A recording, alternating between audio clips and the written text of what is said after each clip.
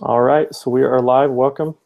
If any of you are watching on the YouTube link, come on over to the Google Hangout link. It was the second link in the email, and you can join us in the discussion. If you're watching on YouTube, you can't comment, so come on over. And let's see, I had a scripture to start with. Speaking of teamwork this week, right, we're going over the Army crew case, and we're getting into our group situation and working together. This is Doctrine and Covenants, section 84, verse 106. And if any man among you be strong in the Spirit, let him take with him that is weak, that he may be edified in all meekness, that he may become strong also. And you know, it's a principle and a concept that if you look for this, you find it all over in the scriptures and with the words of the prophets. In fact, President Clark, BYU Idaho president, his devotional last week was about education, and he mentions the fifth principle of the learning model is to serve those that we're learning with. He mentions group work.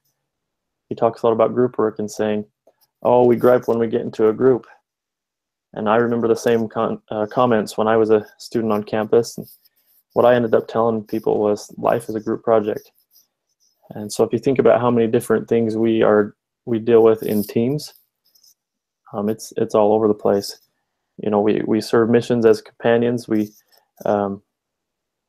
serve on committees in the church. We play sports in teams. All kinds of situations where we work in groups. Our workplaces, you got to be able to work with others. But the Lord's view of this is taking him that is weak, strengthening him that he might become strong also. So hopefully we can think of many examples in our lives of those people that have been a strengthening influence to us and been there to lift us up.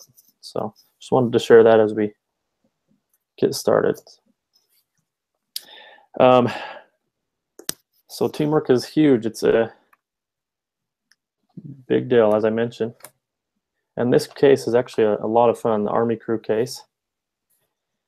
So you'll get to discuss that in your groups. But first, I know before we went live, Monique, you had a couple questions, so we had clarified some things with doohickeys. The doohickeys case, it's not very long. It's the case in iLearn. It's about a page and a half long about the company called doohickeys.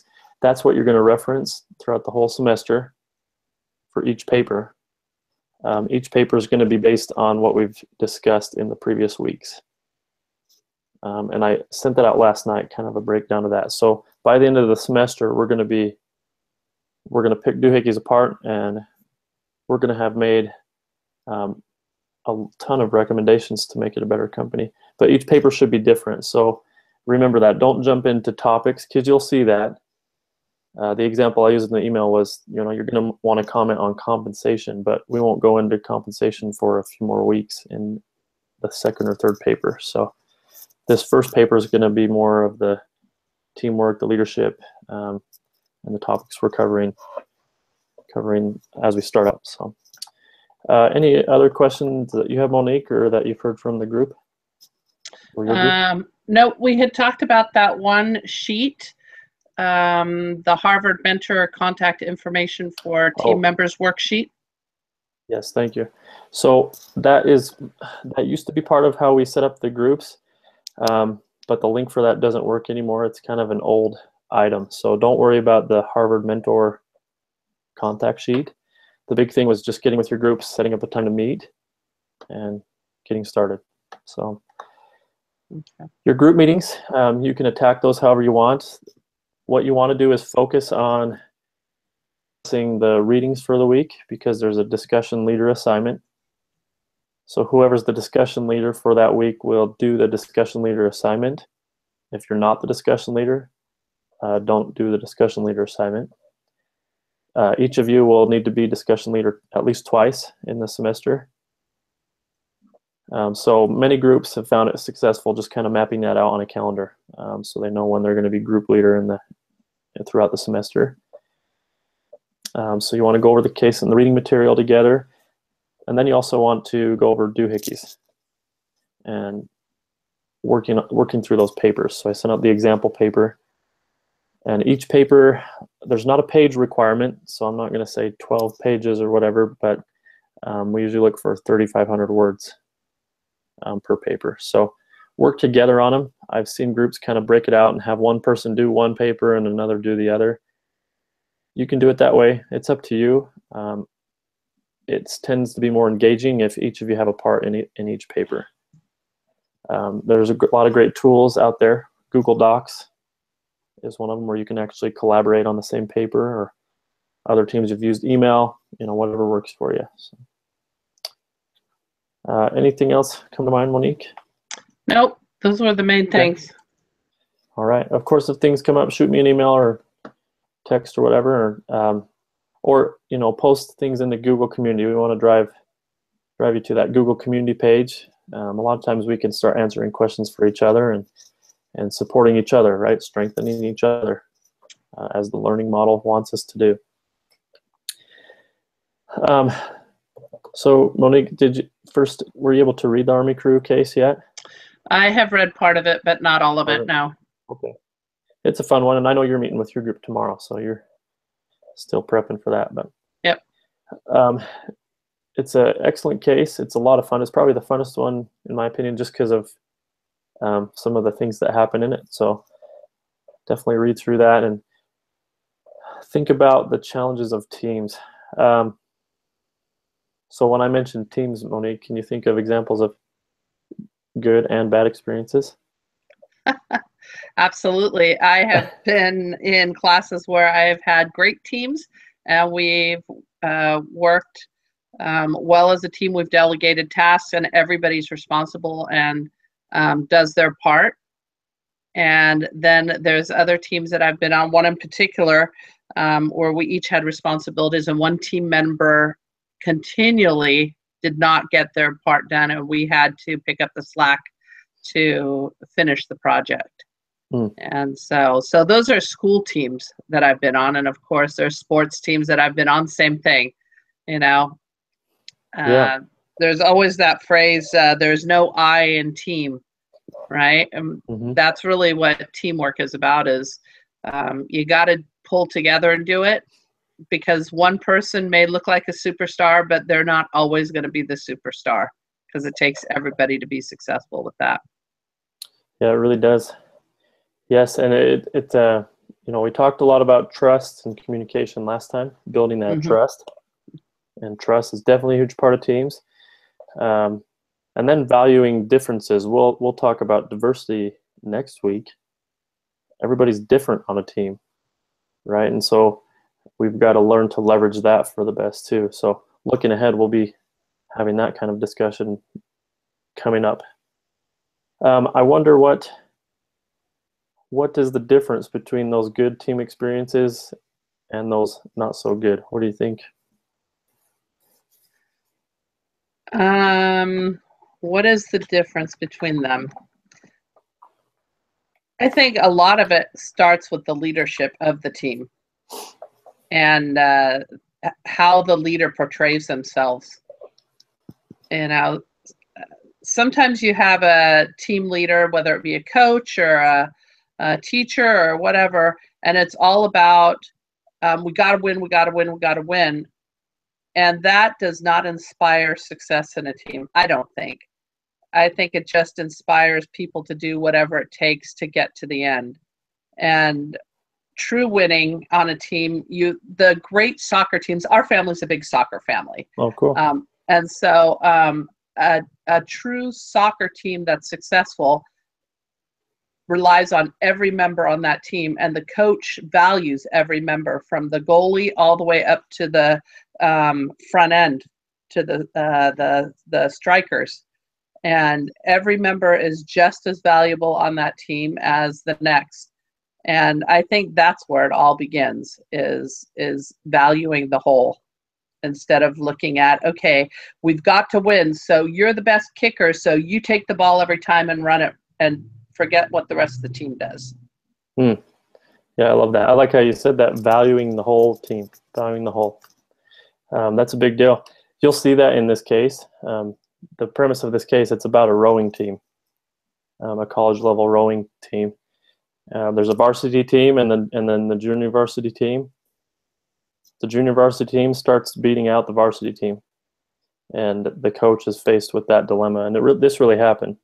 So we get to stand and coach, call him Coach P because I can't pronounce his last name, but we get to walk in Coach P's shoes and say, okay, what would we do here? If you've watched those rowing teams, they have to be perfectly in unison. And so if there's something off, or if there's a team member that's not united, the boat doesn't move. So it's a fascinating sport. The case goes into the elements of success. And I always like to touch on that. It's very interesting because a good leader or a coach, we need to know, we can lead a team, but we need to know what our goal is, and we need to know the factors of success, right, and how to drive that. And so rowing, there's different things that coaches focus on. Strength and conditioning was one. Technique is the other one. Then there's the psychological dimensions, and then the program organization. So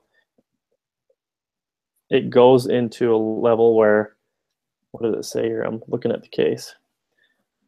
So they said that the novice coaches tend to focus on the technique. So let's row this boat, let's do it correctly. Intermediate coaches can concentrate on conditioning.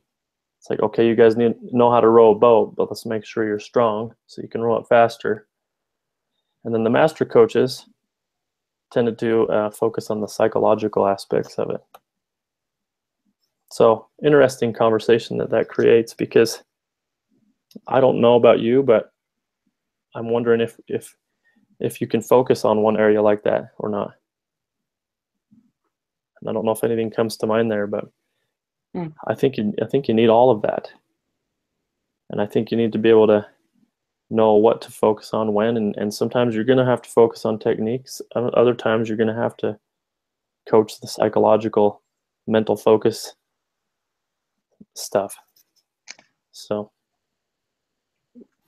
and that, I think that's true, but in the same token, you see that coaches focus on just strength training, but they don't really focus on the technique portion, or they focus on only the technique, and then the team is tired by the second half of the game because they've had no conditioning, right? And so our daughter played high school ball, and the coach would start preseason all conditioning. It was all about conditioning. They never even touched the ball.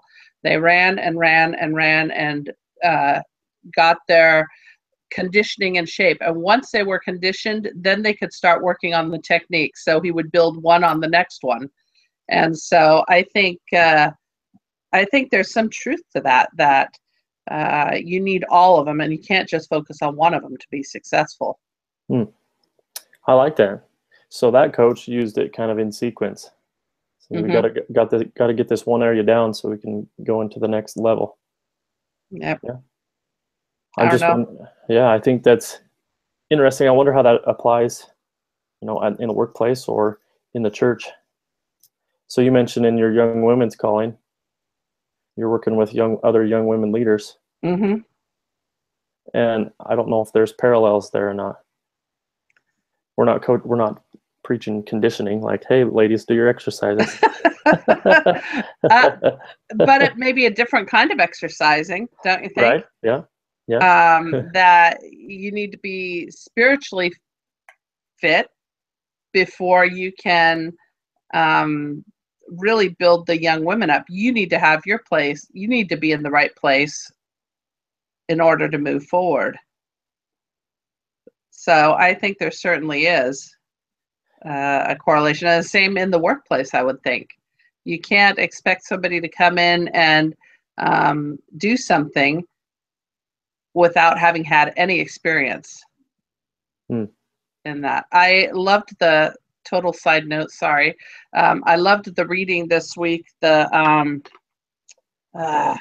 was the, I'm so horrible with names, but the Elder Bednar? Oh, that was great last week. But last week? finding coaching from criticism, and then the one with that. Yeah, that's great stuff. Performance, fearless performance. Mm-hmm. I thought that was really helpful in what we're talking about. You know, if you're constantly feeding it instead of just one time and then at the end feeding it again, you know, you need to build upon it all year long to be more successful. That's what I liked about the fearless performance. That's a great article, and I think there's a lot of great ideas in there. I'm experiencing that a little bit right now. I have a wonderful boss. She's great. And we have regular one-on-one conversation meetings that are calendared, and in between that, we're talking on the phone a lot. We don't work in the same, she's in Utah and I'm in Idaho. But we're always talking. However, on their one-on-ones, there's not ever a ton of feedback. We'll discuss things, and I'll draw from her experience because she's been doing HR for years and years. Mm-hmm. But sometimes I get off those calls and I say, I wonder if there's something that she needs me to be working on as far as my skills. I mean, I can assume that things are going great, but my end of year review is coming, and I'm left with the question: is she just saving it all for the end of the year? Yep. Maybe so. And so I think that is a kind of a trend. So yeah, that article is teaching the principle of ongoing communication, feedback, growth, and development.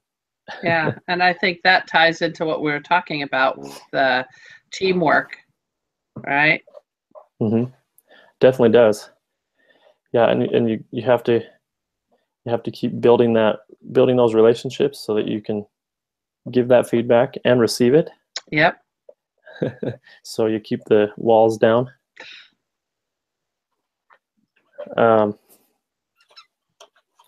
Yeah, so I think you'll enjoy this Army crew case. There is a section in here. Hold on, I've got some notes here. Oh, so there's some interesting discussion in there about, I call it assessment. So obviously, there's a statement in there that rowing is about minutia. It's in the details. Uh-huh. And you know, they'll analyze time, speed, who was sitting where on the boat. That actually has a huge effect on a rowing team. It's amazing. And a question I wrote in the margin is, sorry, and I put it in a binder and it's closed. How do we determine if our methods are measuring what we really want? So assessment in our management efforts or in our leadership efforts, we tend to know what result we want, but we've got to make sure the factors that we're looking at and measuring are getting us there. And I don't know if you have any experiences with that. I know that sometimes it's like, oh, we need to, so in the workplace, we need to increase our employee engagement and retention. Mm-hmm. And so we're looking at all these different metrics or factors. Right. You know, we're looking at the tenure of the employees. We're looking sometimes at their previous job experience, their how they interviewed. But really, sometimes what we forget to look at is how's the relationship they have with their manager. You know, and what people don't quit jobs, they quit bosses. And so, you know, the relationships are huge.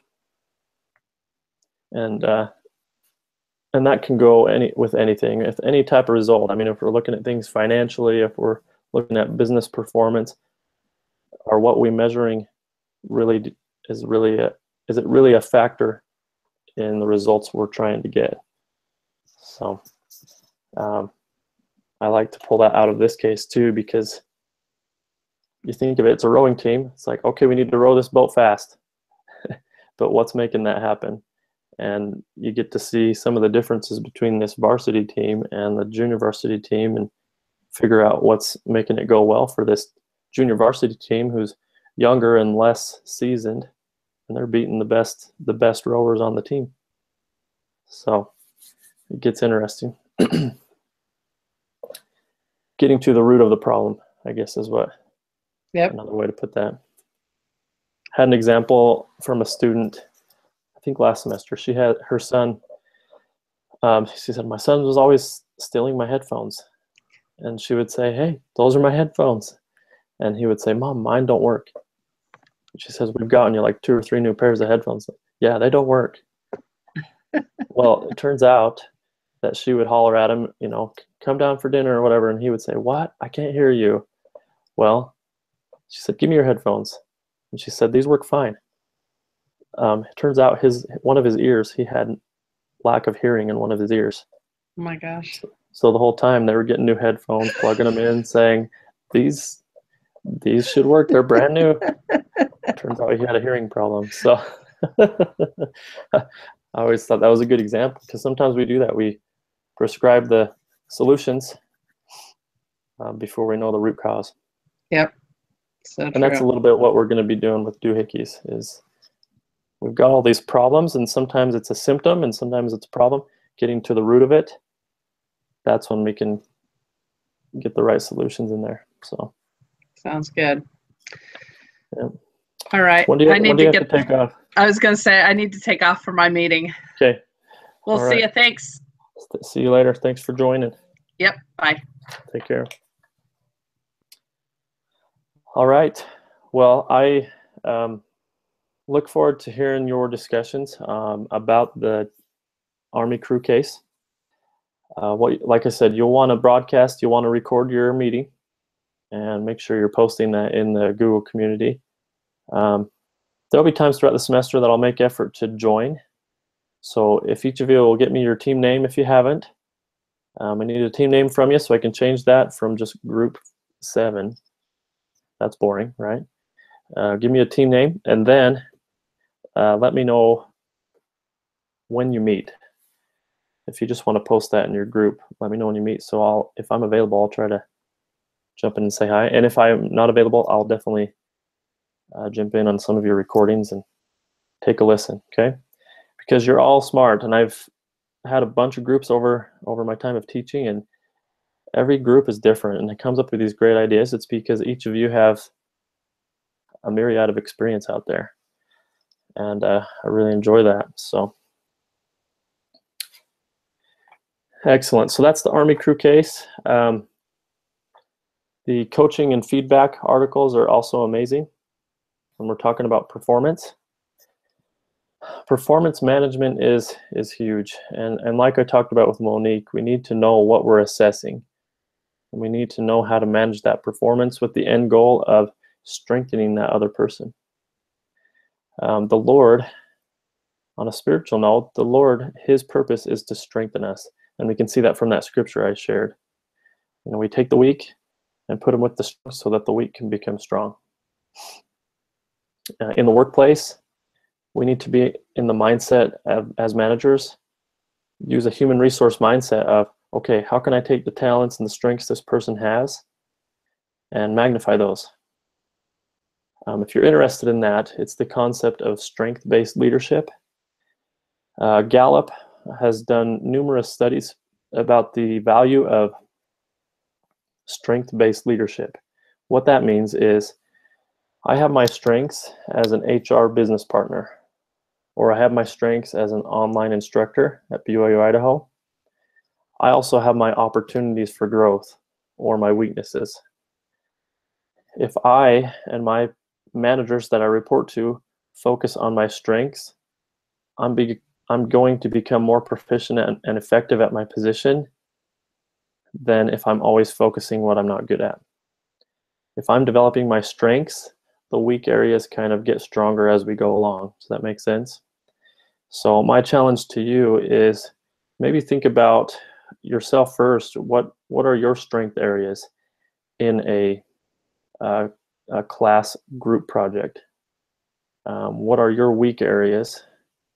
And focus in on those strong areas. And if you're feeling really open to it, talk about that as a group. I'm going to post a link tonight about the 4 phases of a team. When we start out, it's kind of the storm part of the session, and then we normalize, and then we start to accomplish and put together results. So I can't speak enough about teamwork and the value of teamwork. Anything that's going on between you and at least one other person is a team. Marriage, teamwork, ultimate teamwork, right? Parenting, huge amount of teamwork. Raising a family, serving in the church, our workplaces, our interactions with our fellow man. How do we treat the people around us? How do we treat the person that can do us no good, right? That's a true test of our character. So think about teamwork, and then think about coaching and development, using those teamwork skills of building trust. Think about what makes that work. And the readings do an excellent job of explaining that, of building that trust and building that rapport with people so that we can give and receive feedback. If I had to pick one concept that can help you be a successful and effective person, is being able to effectively receive feedback and effectively give feedback so that we can grow. Sometimes some of us are really good at giving the feedback and knowing what somebody else needs to do, but are we defensive when we get feedback from someone else? Or maybe we're really open to giving feedback, but we maybe have to have the challenge of feeling comfortable giving feedback to someone else. It's difficult. And so being able to contribute from both sides of the feedback is a wonderful skill and something that we can think about in this course. Again, I love the verse from section 121. Reprove betimes with sharpness, but afterwards show an increase of love. Key there is when moved upon by the Holy Ghost. And so keep the Spirit in your life, and the Spirit can help you know when to step in, when to give that feedback, when to wait, when to let others grow on their own, and when to speak up. So have a testimony of the gospel in these principles. And I know that coaching and development, having a growth mindset, is going to help you develop others and help you grow yourself. So stay diligent in your teams. Remember the principle of serving others. If we have struggling team members, serve them, reach out to them. Think about how you can help us all work together with our strengths, and you're going to bring about great results with that. We'll touch base soon. Hopefully you're all doing well. If you need anything, let me know. And plan on next Wednesday at 7. I hope to see more of you here so we can have a discussion and learn together. Okay? Take care.